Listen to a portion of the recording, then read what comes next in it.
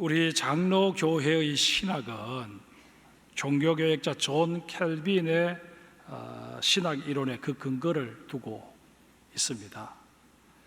켈빈의 신학은 크게 5대 강령으로 정리될 수 있습니다.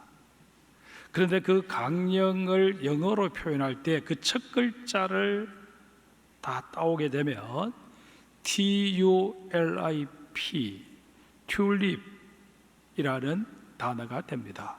그래서 이 칼빈의 5대 강령을 일컬어 튤립 교리라 그렇게 말하기도 합니다. 이 튤립 교리를 간단하게 살펴보면 이런 내용들입니다. 첫 번째가 total depravity, 전적 타락입니다. 아담과 하와가 하나님께서 금하신 선악과를 따먹는 순간 자신들은 물론이고 그 후손들까지 완전히 전적으로 타락했다 하는 게 이 첫 번째 강론의 핵심입니다.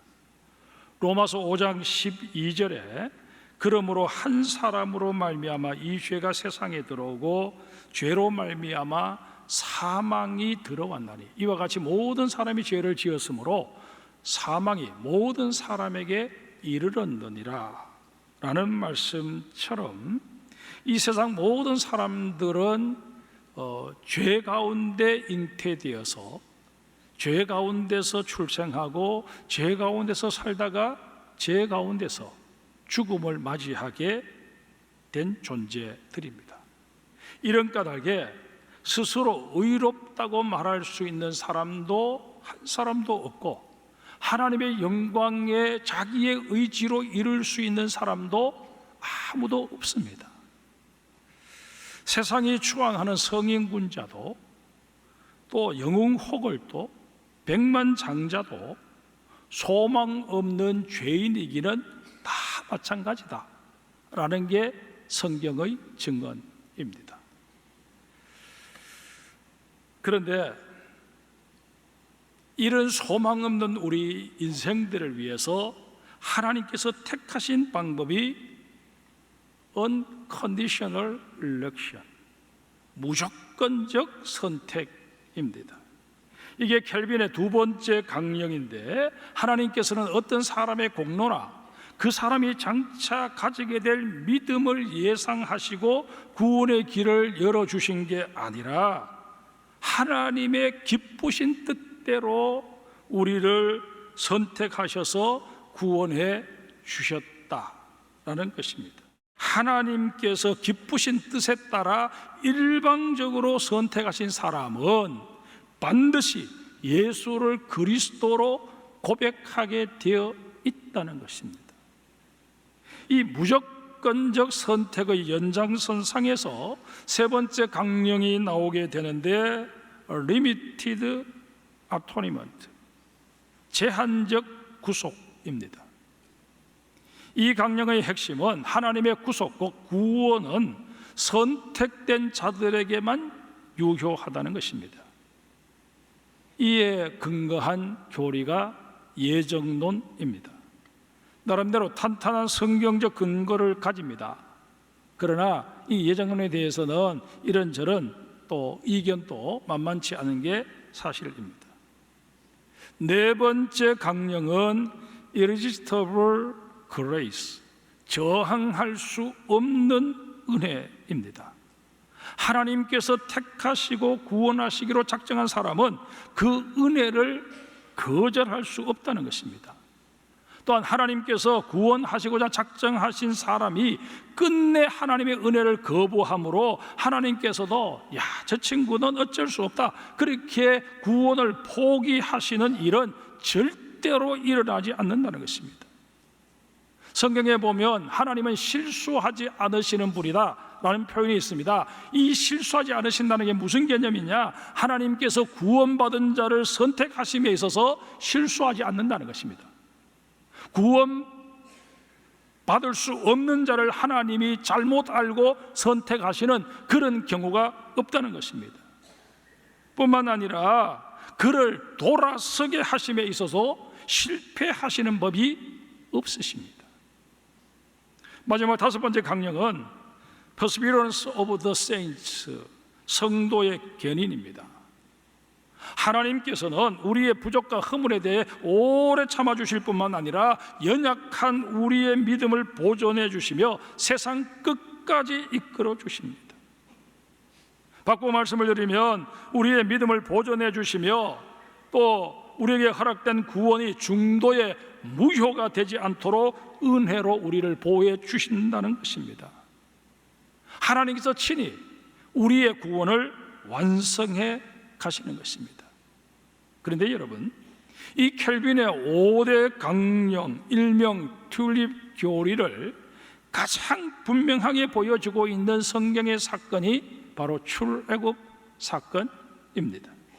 우리 창세기 50장 24절로 돌아가 봅시다.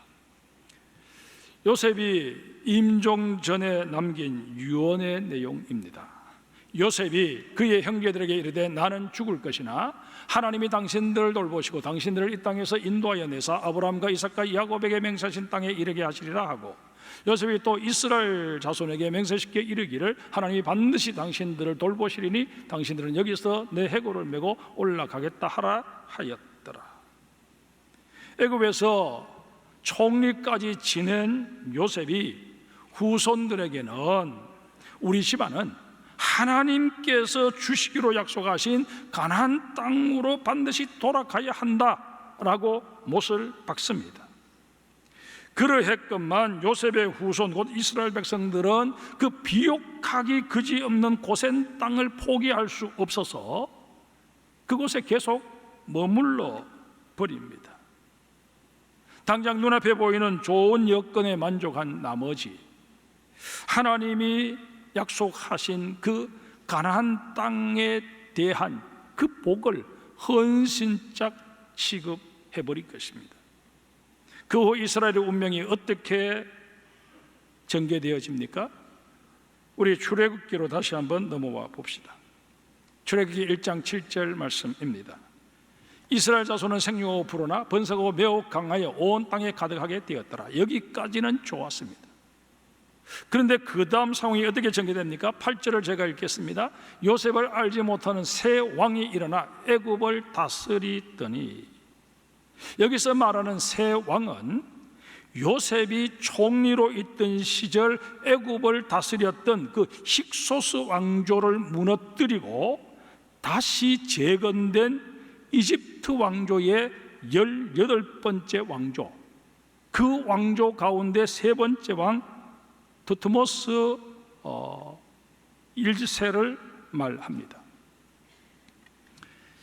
이 이집트의 역사를 살펴보면요, 반란으로 인해서 왕조가 계속 바뀝니다. 그런데 어쨌든 반란을 일으킨 사람도 이집트인이었기 때문에 이집트의 그 왕조는 정통성을 계속 유지해 왔습니다. 그런데 이 힉소스 왕조만은 이방인들이 이집트를 침공해 와서 이집트 왕조를 무너뜨리고 세운 왕조입니다. 이집트인들 편에서 볼 때는 이 힉소스 왕조는 인정할 수 없는 왕조였습니다. 그래서 다시 반란을 일으켜서 이 힉소스 왕조를 무너뜨리고 이집트의 제18왕조가 들어서게 되는데, 그 왕조가 들어서서 세 번째 왕이 바로 투트모스 1세라는 것입니다. 그 투트모스 1세는 다시 이집트 왕조가 무너지는 일이 없어야 되겠다, 그런 생각을 가지고 힉소스 왕조 때의 모든 역사적인 흔적을 다 지우려고 했습니다. 그런 정치적인 상황 속에서 결국 힉소스 왕조의 도움을 받고 성장했던 민족이 이스라엘 민족이었던 관계로 이스라엘 민족이 최고의 피해를 입게 된 것입니다. 두트모스 1세는 이런 생각을 합니다. 우리 출애굽기 1장 9절을 한번 볼까요?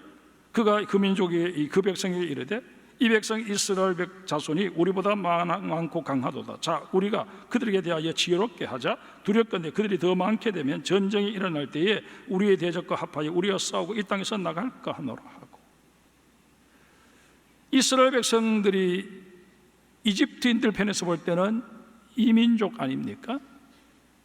그 이민족이 점점 세력을 키우다가 주변의 이민족이 침공해 오면 그들과 손을 잡고 다시금 이집트 왕조를 무너뜨리고 새로운 왕조를 세울 가능성이 있다는 것입니다.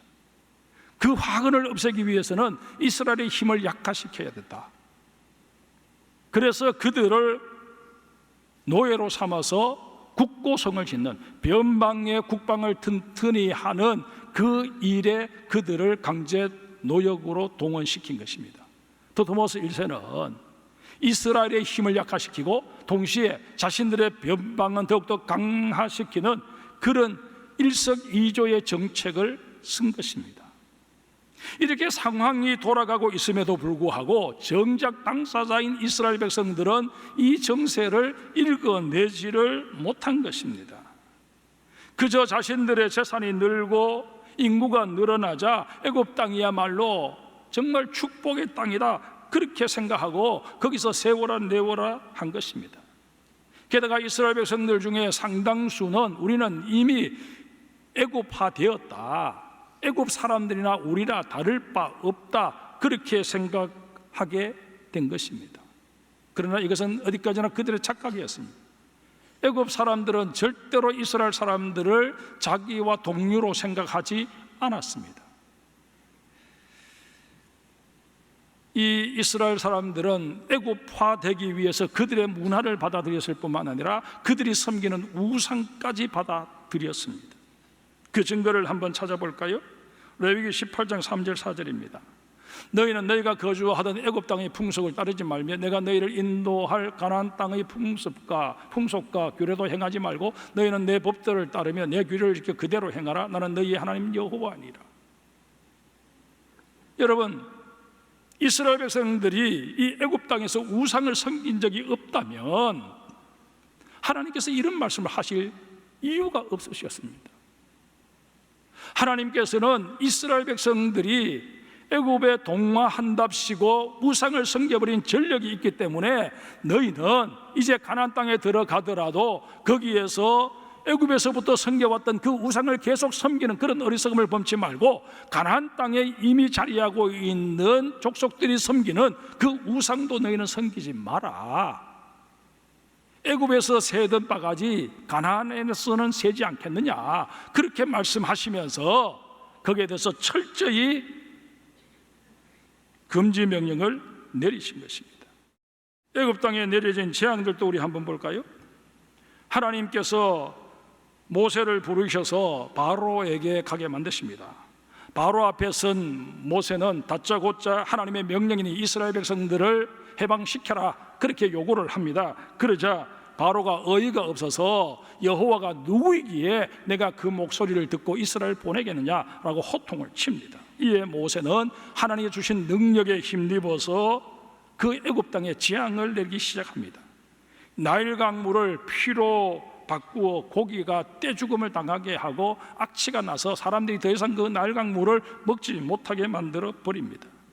이런 재앙을 시작으로 해서 강가에나 연못에 있어야 될 개구리들이 그냥 왕궁과 온 마을을 뒤덮어서 생활이 너무너무 힘들도록 만들어 버립니다. 그리고 이어서 티끌을 쳐서 이가 되게 만들었는데 이 이라고 하는 것 히브리 말로 킨님입니다. 그곳에 자생하는 모기를 일컫는 말입니다. 이 모기는 크기가 아주 작아서 잘 보이지도 않을 뿐더러 눈이나 코에 들어가 쏘아대기도 하는 아주 성가신 해충의 일종이었습니다. 이 재앙 다음에는 파리 때 재앙이 내립니다. 이 파리를 히브리어로 아로브라고 하는데 우리가 생각하는 파리와는 전혀 다른 곤충입니다. 영어 성경에서는 독프라이즈, 개파리로 번역하고 있는데 과수뿐만 아니라 사람에게도 큰 피해를 주는, 고통을 주는 그런 곤충이었습니다. 출애굽기 8장 24절에 나오는 땅이 황폐하였다라는 표현과 연결시켜 볼 때 전염병까지 옮기는 위험한 곤충이었습니다. 그런데 묘한 것은 이렇게 하루가 멀다고 재앙이 연이어 일어남에도 불구하고 바로는 꿈쩍하지 않습니다. 재앙이 임했을 때는 모세에게 빨리 데리고 나가라고 그렇게 했다가 재앙이 끝나면 또다시 마음을 바꾸어서 이스라엘 백성들을 해방시켜 주지 않았습니다. 이에 하나님의 재앙은 모세를 통해 계속 이어집니다. 가축이 떼죽음을 당하는가 하면 모세가 뿌린 재가 바람을 타고 날아가자 사람들이 그 재가 붙는 순간 몸에 악성 종기가 돋아나게 됩니다. 우박이 쏟아져서 농작물을 다 망쳐놓는가 하면 또 하늘을 뒤덮어버릴 정도로 엄청난 메뚜기 떼가 출몰해서 우박에서 겨우 피해를 면한 농작물을 다 갉아먹어 버리고 맙니다. 그런가 하면 태양이 사라지면서 3일 동안 암흑천지가 되어버립니다. 거듭되는 재앙에다 태양까지 사라지고 말았으니 이 애굽인들이 느끼는 공포는 가히 상상을 초월하는 것이었습니다. 그러나 바로는 요지부동이었습니다. 그도 그럴 것이 애굽의 60만이라고 하는 그 장정들이 제공해 주는 노동력이라는 게 엄청났기 때문에 이것을 쉽게 포기할 수가 없었던 것입니다. 이에 하나님께서는 결정타를 먹이십니다. 애굽에 처음 난 것들, 곧 집안의 장자와 가축에 처음 난 것들을 다 죽이십니다. 애굽 전역에 곡소리가 진동하게 됩니다. 기겁을 한 바로가 이스라엘 사람들을 쫓아내다시피 내보냅니다. 이스라엘 백성들을 구원하고자 하시는 하나님의 계획이 마침내 성사된 것입니다. 끝까지 버티던 바로가 갑작스레 항복을 선언하게 되자 다급해진 것은 오히려 이스라엘 백성들과 모세였습니다. 모세는 이스라엘 백성들에게 서둘러 어린 양을 잡고 그 피를 출입문의 문틀 위쪽과 좌우편에 바르라고, 그리고 무슨 일이 있어도 집 밖으로 나오지 말라고 명령합니다. 밀가루 반죽을 준비하되 발효 효소를 넣지 말고 곧바로 그릇에 담아서 옷에 감싸 어깨에 매라고도 지시를 합니다. 그런 후에 잡은 양의 고기를 불에 구워 누룩을 넣지 않은 빵과 쓴나물을 곁들여 먹되 허리에 띠를 띠고 발에 신을 신은 채 지팡이를 손에 잡고 급히 먹으라고 말합니다. 상황이 아주 긴박하게 돌아가고 있음을 읽을 수 있는 대목입니다. 그런데 여러분, 지금까지 제가 말씀드린 이 일련의 사건들을 다시 한번 눈여겨봅시다. 하나님께서 바로를 따르는 애굽 사람들은 이유 불문하고 악하다고 규정하셔서 재앙의 대상이 되게 하십니다. 반면에 이스라엘 백성들과 그에 동조하는 무리는 그가 누구든 선하다고 규정해서 재앙을 면하게 하십니다. 애굽의 압제에서도 벗어나게 하십니다. 한번 생각해 보세요. 애굽 사람이라고 해서 다 나쁜 사람들만 있었을까요? 애굽 사람이라고 다 이스라엘 사람들을 괴롭히는 사람들만 있었을까요? 이스라엘의 처지를 동정하고 그들을 돕고자 했던 사람들도 분명히 그 중에 없지 않아 있었을 것입니다. 또 나름대로 선하게 많은 사람들에게 베풀며 사는 그런 사람들도 애굽 사람 중에 분명히 있었을 것입니다. 반대로 이스라엘 백성들이라고 해서 다 착한 사람들이었을까요? 그들 중에 거짓말을 밥 먹듯 하고 사기치고 또 다른 사람들에게 해를 끼치며 그렇게 살아온 사람은 없었을까요? 노예로 살면서 아마 그들 중에는 참 비겁하게 매국노 비슷하게 그렇게 인생을 산 사람들도 없지 않아 있었을 것입니다. 그런데 이스라엘 백성은 하나님의 은혜를 덧입습니다. 여기서 우리는 이 출애굽의 사건과 관련해서 벌어지는 이 일련의 일들은 우리가 가지고 있는 도덕적인 개념, 윤리적인 관점에서는 해석이 되지 않는다, 그렇게 말할 수밖에 없습니다. 켈빈이 주장한 리미티드 아토니먼트, 제한적 구속이 여실히 드러나는 대목이 아닐 수 없다는 것입니다. 그런가 하면 네 번째 강령인 irresistible grace도 마찬가지입니다. 저항할 수 없는 은혜. 애굽 사람들에게 내려진 재앙은 말할 것도 없고 이스라엘 백성들이 한밤중에 서둘러 길 떠날 채비를 해야 했던 것도 그들이 임의로 선택한 게 아니고 급작스럽게 밀어닥친 쓰다미의 속수무책으로 떠밀려 가듯 이루어진 일이었다는 것입니다. 이제 다음 주에 살펴보겠습니다만은 홍해가 그들을 가로막았을 때 이스라엘 백성들의 상당수가 우리가 언제 애굽에서 내보내 달라고 했느냐, 우리는 거기 있으려고 했는데 모세 너가 그냥 막 분위기 만들어서 몰아붙여서 우리가 여기까지 오지 않았느냐, 이제 홍해 앞에서 우리가 다 죽게 되었다, 애굽에 매장지가 없어서 우리를 여기서 죽게 만드느냐, 그렇게 모세를 향해서 따지듯 항변하는 장면이 연출되지 않습니까? 여러분, 우리도 예수 믿고 모든 일들이 잘 풀려갈 때는 할렐루야 감사 찬송 부릅니다. 그러나 내가 정말 신앙생활을 열심히 해서 10년, 20년의 세월이 흘렀음에도 불구하고 내 인생에 결정적인 위기의 상황이 닥쳐오게 되면 나 하나님 열심히 믿는다고 믿었는데 이게 뭡니까? 라고 하나님을 향해서 불평과 원망을 쏟아낼 때가 없지 않아 있다는 것입니다. 여러분, 정말 우리가 이해할 수 없고 우리가 받아들이기 힘든 그런 상황이라고 할지라도 하나님께서는 우리에게 정말 저항할 수 없는 은혜로 우리를 모든 환난의 시간들을 거쳐 마침내 하나님이 예비해 놓으신 저 천성으로 우리를 이끌어 가신다 하는 사실을 추호도 의심하지 않는 하나님의 사람들이 되시기를 주의 이름으로 축복합니다. 이렇게 본다면 여러분, 정말 우리의 살아있음 자체가 하나님의 은혜이다, 내가 이 자리에 한 사람의 그리스도 장성교회 교인으로 앉아있는 것 자체가 하나님의 은혜다, 그렇게 생각하며 은혜 아니면 살아갈 수가 없네, 호흡마저도 주의 것이니 세상 평안과 위로 내게 없어도 예수, 오직 예수뿐이네. 이 CCM을 늘 흥얼거리며 사는 하나님의 사람들이 되셔야 할 것입니다. 뿐만 아니라 세상을 살면서 주님 내려놓으시라고 하는 것이 있으면 우리는 기꺼이 내려놓는 훈련을 하셔야 합니다. 여러분, 우리가 점점 나이가 들어가면서 어쩔 수 없이 기억력도 떨어지고 기력도 쇠해지고 많은 부분에 있어서 젊을 때보다 훨씬 더 못해지는 것 경험하면서 여러분 자꾸 한숨만 쉴 게 아니라 이게 바로 하나님께서 나로 하여금 이 땅의 것에 대해서 미련을 버리고 내려놓게 하시는 과정이구나, 그렇게 받아들이며 늙음을 찬양할 수 있는 하나님의 사람들이 되셔야 합니다.